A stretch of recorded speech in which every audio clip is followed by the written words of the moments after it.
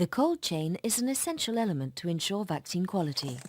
Thermosensitivity differs from one kind of vaccine to another. They must be transported and stored according to the manufacturer's specifications, right up to the person being vaccinated. The cold chain instructions notice must be meticulously followed.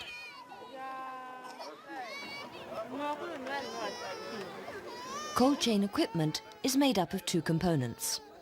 Active cold chain components, that is, components that produce cold. For example, freezers that produce ice and freeze ice packs, and refrigerators for vaccine storage. Make sure that sufficient storage volume is available. And passive cold chain components, that is, components that retain cold, such as ice packs, cold boxes, and vaccine carriers for the vaccination teams.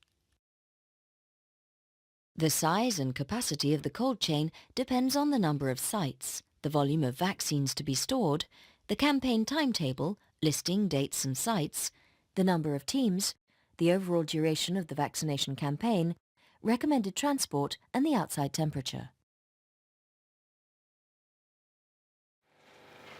On principle, and where possible, there should be a fixed cold production site, refrigeration and freezing at the same place as where the materials are stored.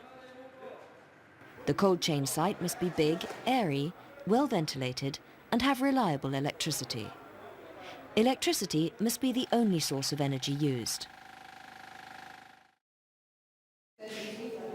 Sometimes cold chain equipment is already available on site and only needs to be supplemented.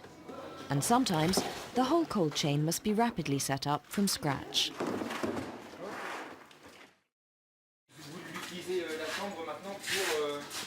An inventory of pre-existing stocks allows the evaluation of storage and transport capacities already available for the mass vaccination campaign. The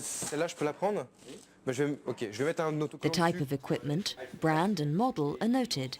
This information tells us the performance, the storage volume in litres, or the ice production capacity. It's important to check that the material is in working order. If there's any doubt about whether it works, it should not be considered available for the vaccination campaign. The physical state of available ice packs must also be checked, and they must be counted specifying their different volumes, 0.3, 0.4 or 0.6 litres.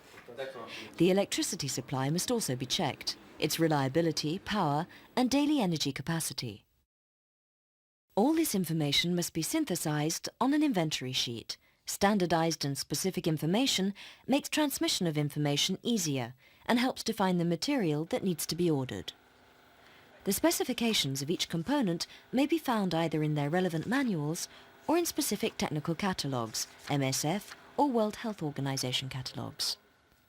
It's important to identify other local sources of refrigeration, such as fisheries, businesses and drinks distributors. Contact should be established to see whether rental is possible.